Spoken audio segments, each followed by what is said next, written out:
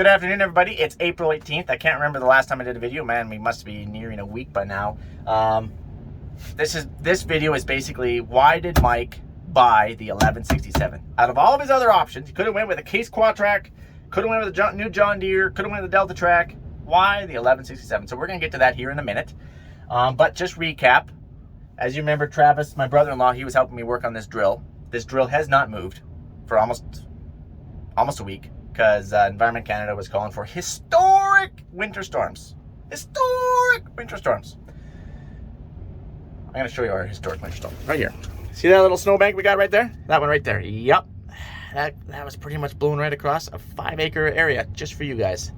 That is the results of our 5-acre historic storm. Now, I realize you guys probably have a few questions.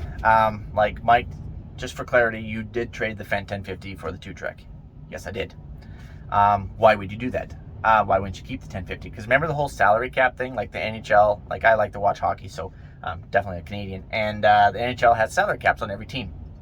So basically, they're just moving players around. They're trying to stay on the salary cap. I'm doing the same thing here on the farm. Our farm is ever changing. I've said this before. It's ever changing. Sometimes we need a different piece over here. Maybe we need a different tool over here, whatever it might be. Maybe we need more sprayer power, or maybe we need more seeding power. Maybe we need more combine power. Maybe we need some more trucks. You know, whatever it is, things are always changing, at least for us on our farm. So, but I need to stay under a salary cap. You know, there's budgets. Money doesn't grow in trees anymore. It's plastic. Actually, it's just a number anymore, and they just stick a value on it. You kind of hope for the best, which don't even get me going on that. It's a whole other video. But anyways, I traded that 1050 off for this, and I traded it to the Eco dealer for two reasons. One is I wanted this, so obviously you're going to have to do that. Second is the 1050s are a great tractor. They're a fun tractor, drive super smooth, but they do underperform in the drawbar pulling, in my opinion. But in saying that, they're not super popular in Saskatchewan. Yes, they're more popular in Southern Alberta, Ontario, Quebec, down in the US on planters, and, you know, obviously in Europe it's a whole other story. But in Saskatchewan, generally they're not a very popular tractor, so that will actually hurt the resale, right? So I could trade it to a Case dealer, and I could trade it to a John Deere dealer. Heck, I could trade it to a Claus dealer. I could trade that thing. But since they're not very popular and there's not a lot of demand for them, that will affect my trade-in value. So that means that I would probably get less. If you want to get the most bang for your buck, you need to take it back to the manufacturer dealer. So like I need to take it back to an Eco dealer. It doesn't have to be the same dealer you bought it from, but needs to be an Eco dealer. And traditionally, they will give you the most bang for your buck, but not always, because John Deere and Case, they kind of got this thing against each other, and now apparently Eco, well, they'll actually put bounties on other pieces of equipment. So you bring them a Case sprayer to a John Deere, and they'll throw a bounty on that. You know, not the dealer will. The dealer won't do. The dealer doesn't give a crap about that, but the Mother Deere or C&H, they do. So they'll be like, oh, you're going to bring me a John Deere trade? Ha! I'll throw a bounty on that, throw an extra whatever X amount of dollars on that trade that you can give that farmer for that, just so we can, you know, fight for market share. That's all they're doing. They're just kind of fighting for market share. But that doesn't happen all the time. So, long story short, traded off the 1050, got this one. Really looking forward to trying it. Does this mean, Mike, that you're kind of a 2-track kind of guy? No. Don't get me confused. Unless this thing performs like and blows my mind. I am not traditionally a 2-track kind of guy. You guys know my opinion on the John Deere. This thing has its hydraulic swinging drawbar. It's an automatic. I didn't get to play with it a whole lot last summer just because, you know, we're on a pro tail. We're just basically doing drag races and stuff. I didn't get this tractor or, you know, a 1167 in time to demo on a drill last year. It just didn't work out. So, but the John Deere 2-track, the 9560 RT, also has a hydraulic hitch. So Jared, who is very experienced in driving I'm a noob, okay? I'm a noob when it comes to driving a 2-track, so I'm most likely going to get stuck. So we're going to do our stuck list here right away if we haven't already. So make sure you hop on Patreon and check that out. But we're going to do it, and Jared is a professional at running the 2-track because he's got that hydraulic lever that moves his swing down to a science, okay? Me, I'm just hoping that this thing automatic can get me out of a bad situation because... like, I have no idea what I'm doing. Because instinct, you know, is to turn out. And that's kind of the opposite that Jared always tells me. He's like, no, don't try to turn out. It's going to stop one track and you're going to be off to the races. Or you're not going to be off to the races. Let's just say that. pointer straight and hope that you can dig your way out. Oh, that doesn't give me a lot of, like, I like articulating tractors. You know, you can kind of do the crab crawl. You know, you're trying to work your way out, and mud's kind of spinning. You're like, come on, baby, come on, baby, come on, baby. That's kind of what you're doing, right? Obviously, we don't have any water laying around this year, so it's a lot different story. Chances are that won't be a problem, but you never know. The stuck contest goes for like 365 days, so it goes snow stucks, winter stucks, combine stucks, sprayer stucks, it all counts. Semi-stucks, pickup stucks, any kind of a stuck on the South Farm counts, but no, don't get that confused with the North Farm, totally different.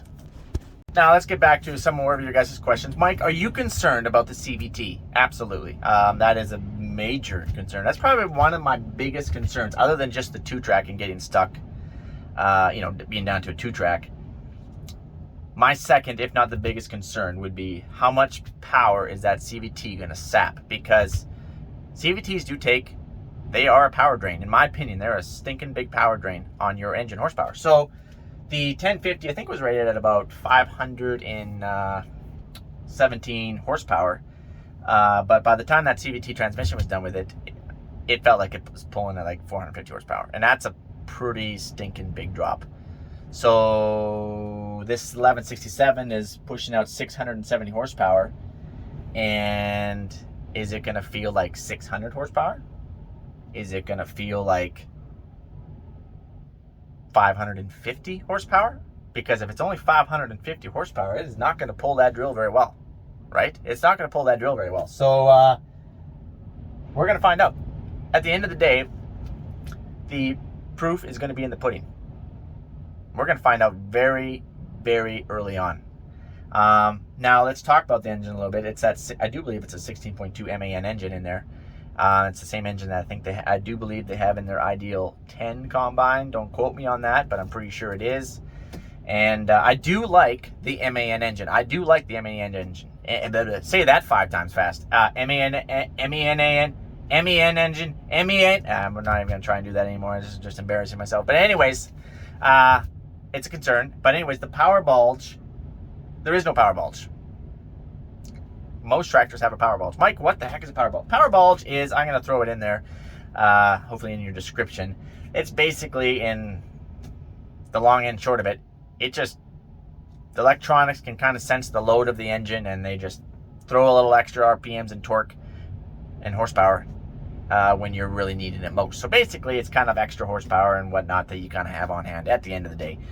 So a Case Quad Track 620, I think, is power bulging to about 682 horsepower. And the John Deere, with that Cummins engine in there, it's 620, and it's bulging to about 670 horsepower, I do believe.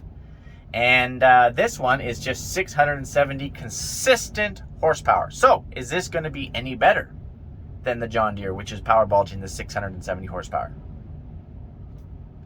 Is this going to be any better than the Case Quad Track that's power bulging to 682 horsepower? Good question. Like I said, there's all these claims, and there's tons of different ways of reading horsepower and torque and so on. Like, you got PTO horsepower, you got drawbar horsepower, there's all these different things. But at the end of the day, when I hook up this drill and I load that cart and I go to my first hill, by golly George, we're going to know. Speaking of hills, as you guys know, we do have some pretty big hills. We got some hills that we pretty much have to seed.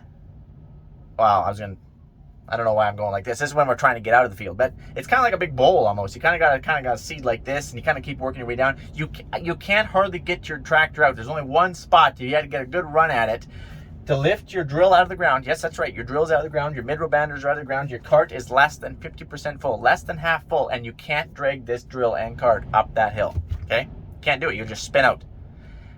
So I've got videos of trying to back down and try to get another run at it. And so that's without even seeding. So we're going to get to have a lot of fun, and we're going to get to put this thing to the test. But in saying that, let's fire this puppy up. See here, find my key down here, right here.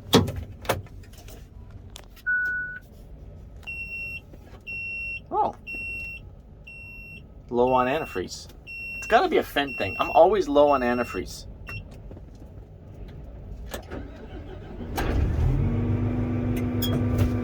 So it automatically high idles to pretty much 1,000 RPM right off the go.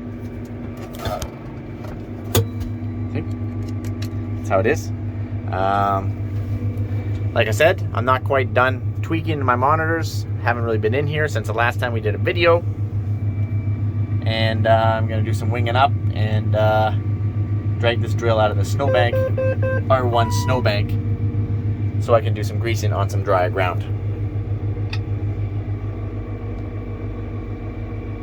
Right, I guess I should probably comment that I did convert this thing to John Deere guidance. I do like the John Deere guidance. I'm not a fan of it in here, so I'm excited to do it. I'm excited to play around with this. Okay, let's wing this puppy up. Hopefully I didn't leave any tools on the frame. That's how I like to roll. I like to find them after I wing up.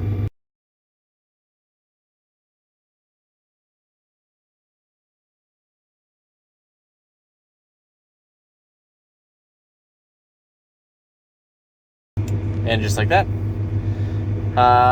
Okay, I'm just gonna pull it out of here so I can work on some little drier ground. Okay, you have to trigger with the joystick because there is no little button here to work with like on our other tractors. Should pop that park brake off as soon as we want to go. Oh, never mind. Never mind.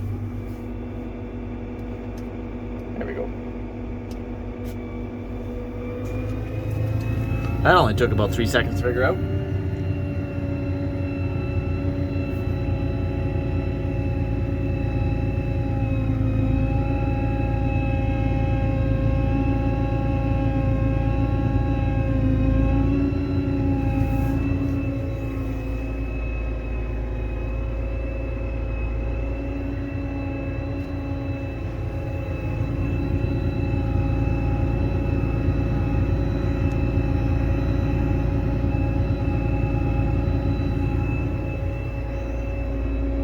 That's Brian's runway up there. You definitely do not want to get too close to that. He's a little particular.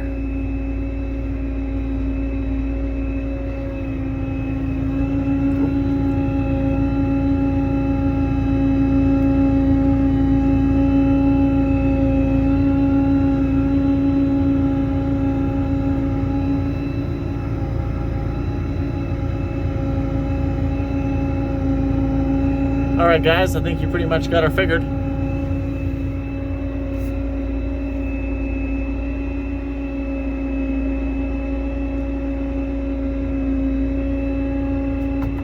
Goes back to center. That's going to take a lot of getting used to. Holy cow, I'm used to the articulating tractor. You let off the steering wheel and it's still going in the same direction that you pointed it.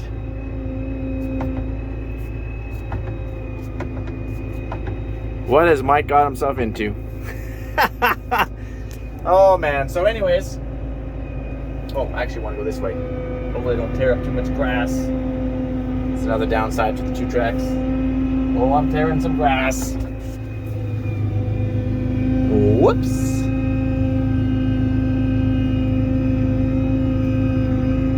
Okay guys, I'm gonna catch you on the flip side.